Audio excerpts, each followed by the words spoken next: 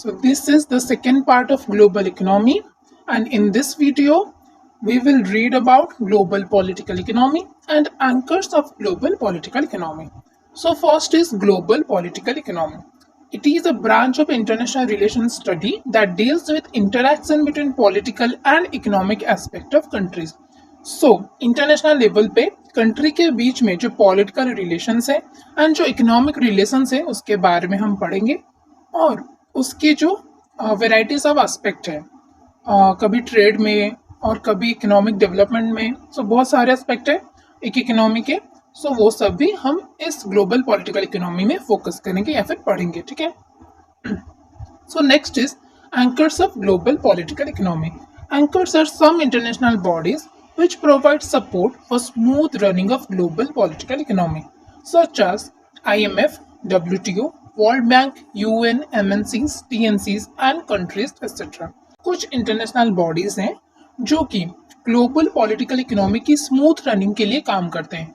For example trade कैसे अच्छे से चले, अगर कोई कंट्री इकोनॉमी में बहुत ही वीक है उसको कैसे स्ट्रॉन्ग बनाया जाए और इंफ्रास्ट्रक्चर डेवलपमेंट के लिए कैसे कंट्रीज को फंड दिया जाए.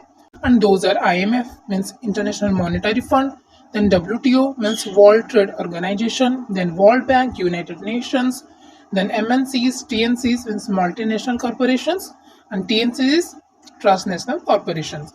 And countries तो main है international bodies क्योंकि अगर country नहीं होते तो ये सब organization कुछ काम की नहीं है ठीक है. So first is IMF means International Monetary Fund. It is an international organization which focus on global economy. So ये सिर्फ global economy के बारे में ही focus करता है.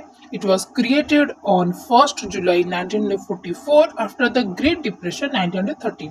So ये Great Depression 1930 क्या है? ये एक टाइम था जिस टाइम पे वर्ल्ड की ज़्यादातर कंट्री की इकोनॉमी बहुत ही वीक थी एंड ट्रेड बिल्कुल कोलैप्स कर गई थी. इसका मतलब ये है कि ग्लोबल की जो इकोनॉमी थी वो बहुत ही वीक थी तो उसको सुधारने के लिए इंटरनेशनल मॉनेटरी फंड को बनाया. So to resolve all these issues IMF was made at UN Bretton Woods conference 1944. So ये जो इश्यूज थे इकोनॉमी के उसको सॉल्व करने के लिए IMF को UN ब्रिटेन वुड्स कॉन्फ्रेंस 1944 में बनाया गया था. Officially it came into existence on 27 दिसंबर 1945 ठीक है and it came into force on 1 मार्च 1947. तो कुल 3 डेट्स हैं, एक है 1944 जुलाई, इस समय में उसको क्रिएट किया गया था. फिर ऑफिशियली एग्जिस्ट हुआ 27 दिसंबर 1945 में और ये काम करने लगा कब से ना 1 मार्च 1947. इसकी हेडक्वार्टर है वाशिंगटन DC. सो DC मतलब डिस्ट्रिक्ट ऑफ कोलंबिया ठीक है and it has 190 member countries. तो अब इसके कंट्रीज कितने हैं मीन्स मेंबर है 190 कंट्रीज ठीक है. So then structure of IMF. Structure of IMF board of governors है. It is the decision making authority which take all the important decision of steps. So board of governor ज्यादातर जो महत्वपूर्ण decision है वो लेते हैं, जो सारी इंपॉर्टेंट डिसीजन है वो ही लेते हैं. देन मिनिस्टरियल कमिटी ये एडवाइस देते हैं बोर्ड ऑफ गवर्नर को for economic development.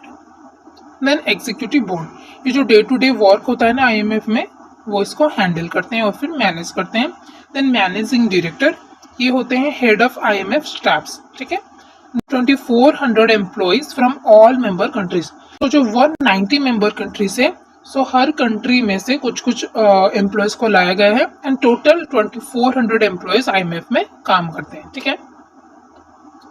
Next is functions of IMF.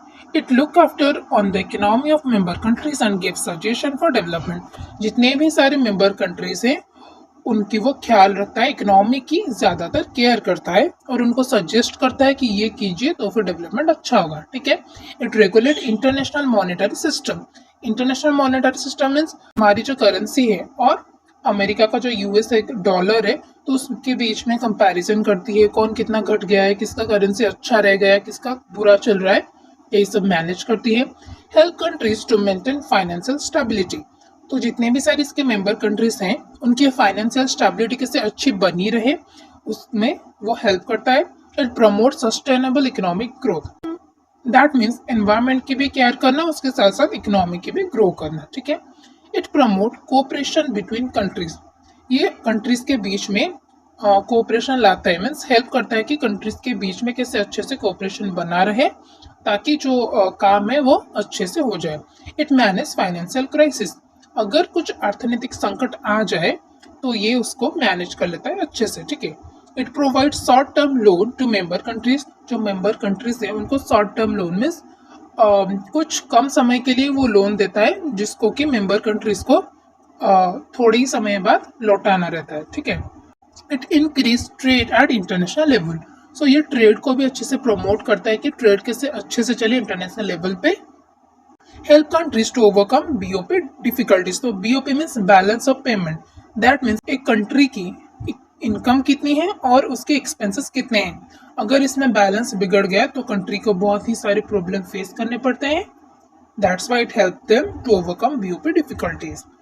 Work for eradication of poverty, तो पॉवर्टी को कैसे इराडिकेट किया जाए, कैसे मूल रूप से इसको हटाया जाए, उसके बारे में वो अच्छे से ध्यान देता है, ठीक है। Next is another anchor is world trade organization. So world trade organization means ये किसी ऑर्गेनाइजेशन है जो कि वर्ल्ड की ट्रेड के ऊपर ज्यादातर ध्यान देती है, ठीक है। It is an international organisation deals with global trade and ensure hurdle free trade all over the world. So ये एक ऐसी ऑर्गेनाइजेशन है जो कि ग्लोबल ट्रेड में विश्व की वाणिज्य बोलते हैं ना, वाणिज्य, तो विश्व की जो ट्रेड है वो कैसे स्मूथ से फ्लो करे, कैसे अच्छे से चले, उस पर फोकस करता है एंड हर्डल फ्री में ऑब्स्टैकल ना आए उसको इंश्योर करता है। WTO replaced GATT means GATT, general agreement on tariffs and trade on, so GATT को WTO ने रिप्लेस किया था, ठीक है, 1 जनवरी 1995 को। Next, why WTO was made. Second World War had a bad impact on all the countries, so to overcome all the problems and for economic development, trade was much needed. So for smooth running of trade, WTO was formed in 1995. Second World War जब खत्म हुई थी 1945 में, तो उसके बाद क्या होता है कि सारी कंट्री की इकोनॉमी ही कोलैप्स कर गई थी, सब बहुत ही बुरे सिचुएशन फेस कर रहे थे। सेकेंड वर्ल्ड वॉर के बाद कंट्रीज के बीच में रिलेशन अच्छी नहीं थी, ट्रेड भी अच्छे से नहीं चल रहे थे, सो एंड वॉर के वजह से सबकी इकोनॉमी कोलैप्स कर गई थी। So to ensure hurdle free trade and अच्छे से कहते स्मूथ से ट्रेड फिर से चले ठीक से कंट्रीज के बीच में, जिससे कि सभी की भलाई हो, इसीलिए WTO को बनाया गया। Its headquarter is in Geneva, Switzerland. It has 164 members currently, तो अभी तक इसकी 164 मेंबर हैं। Then functions, it work for hurdle free trade, कैसे ऑब्स्टैकल फ्री ट्रेड हो, मीन्स कोई भी रिस्ट्रिक्शन ऐसे ना हो जिससे कि क्या हो, ट्रेड स्मूथ से चले। इट रिड्यूस ऑब्स्टैकल, एक तो वो काम करता है कि कैसे रिस्ट्रिक्शन को कमाया जाए, और जो भी उसके ऑब्स्टैकल है अभी तक, कोई कभी भी ऑब्स्टैकल कभी भी आ सकता है, राइट, तो उसको वो रिड्यूस करता है। इट रिमूव अननेसेसरी रेस्ट्रिक्शंस, जितने भी सारे अननेसेसरी रेस्ट्रिक्शंस लगाए गए हैं ट्रेड के ऊपर इंटरनेशनल लेवल पे, उसको वो रिमूव करने में बहुत ही ज़्यादा प्रयास करता है। It solve trade problems, trade की जितने सारे प्रॉब्लम है वो सॉल्व करता है। It prevent trade war, trade की वजह से अगर कुछ वॉर होने लगे तो ये इसको प्रिवेंट करता है, उसको रोकता है, ठीक है। It help countries by providing loans, ये कंट्रीज को लोन भी देता है। It give fund to countries for improvement of member countries, तो जो लोग हैं ना उनके स्टैंडर्ड ऑफ लिविंग को ऊपर उठाने के लिए वो मेंबर कंट्रीज को लोन भी प्रोवाइड करता है, ठीक है। और कैसे ट्रेड अच्छे से उसके लिए भी प्रोवाइड करता है loan. It makes rule for international trade, international trade के लिए रूल भी बनाता है। Next is world bank, it's official name is international bank for reconstruction and development and popularly it's known as world bank. So इसका नाम है IBRD, लेकिन इसको पॉपुलरली वर्ल्ड बैंक ही बुलाते हैं क्योंकि वो शॉर्ट है, right. It's an international financial institution and was established in July 1944 at the Bretton Woods Conference held in United States. तो जो ब्रिटेन वुड्स कॉन्फ्रेंस है, IMF भी बनना था, उसी वक्त वर्ल्ड बैंक भी बना था, ठीक है। It's headquarter is in Washington DC, USA. Now it has 189 member countries, ठीक है।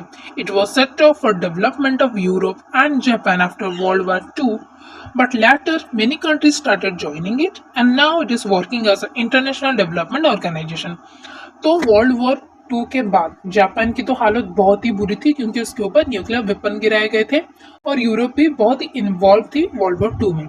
यूरोप कॉन्टिनेंट और जो जापान कंट्री थी, इन दोनों की डेवलपमेंट के लिए ही वर्ल्ड बैंक बनाई गई थी पहले। लेकिन उसके बाद क्या हुआ कि बहुत सारे कंट्री ने इसको ज्वाइन किया, तो ये अभी सभी की डेवलपमेंट के लिए काम करती है। और सब मेन एम इसका यही है कि वो कैसे पॉवर्टी को हटाए, और ये कंट्रीज को लॉन्ग टर्म लोन देती है, बहुत ही बड़ा बड़ा अमाउंट का लोन बहुत ही लंबे समय के लिए देती है। ठीक है। World bank is owned by the government of member countries. तो जो मेंबर कंट्रीज हैं उनकी गवर्नमेंट के द्वारा इसे चलाया जाता है। IDA, International Development Association, is a part of World Bank which work for poor countries.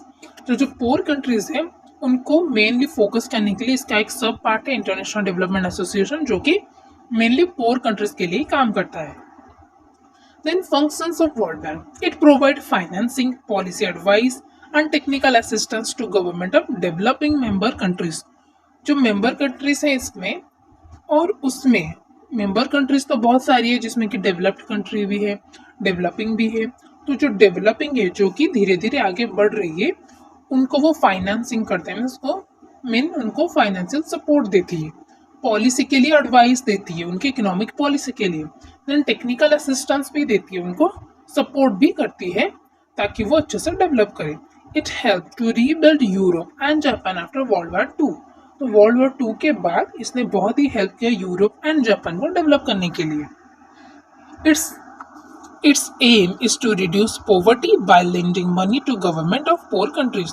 तो मेनली ये क्या करती है कि लोन प्रोवाइड करती है पोर कंट्रीज के गवर्नमेंट को, ताकि उनमें जो पॉवर्टी है वो कैसे खत्म हो जाए।